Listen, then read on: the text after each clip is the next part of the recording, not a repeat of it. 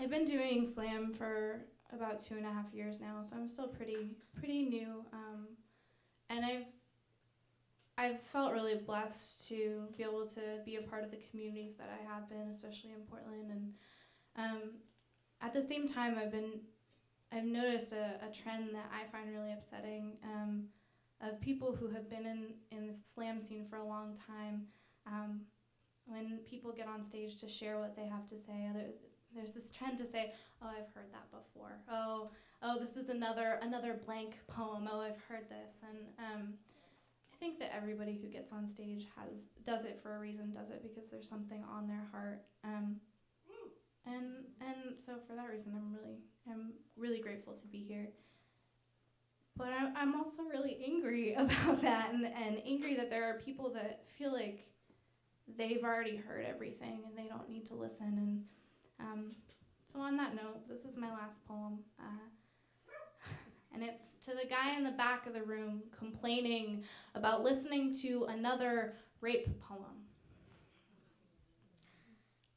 When people ask me why it took 2 years of writing poems to write this poem, to write the rape poem, I'll tell them all about you. How you watch this stage the same way you watch CSI. You already know what's coming next. It's just another mangled body, just another hit and run. So you take this time to get another drink. I'll tell them how every story sounds the same when you stop listening. I'll tell them how nice it must be to be able to walk away. And I'll tell them that there's a voice in the back of my head that sounds an awful lot like yours saying this. It's just another rape poem. Just another little girl lost poem. Just another do not touch me until I ask you to touch me poem. Just another 7 years old, sleeping with a Tinkerbell wand on my nightstand and a kitchen knife underneath my pillow because I swore the next time he came into my bedroom uninvited, he would come out bleeding. And I get it. I know that you're tired of hearing rape poems.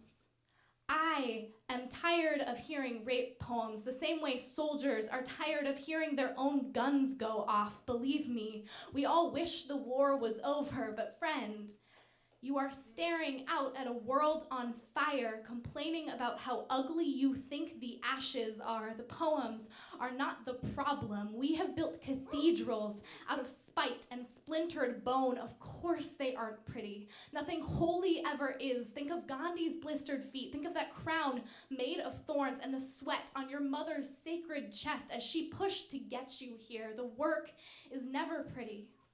But it's the only way the house gets built, so I'm sorry that you don't want to look at my wreckage, but I have carpentry in my mouth. I have a hammer in my hands. You cannot stop me from building, and as long as you're there, in the back of the room, I am gonna be here. Voice made from smolder, saying this is my story, and you cannot take this from me. Thank you all very much.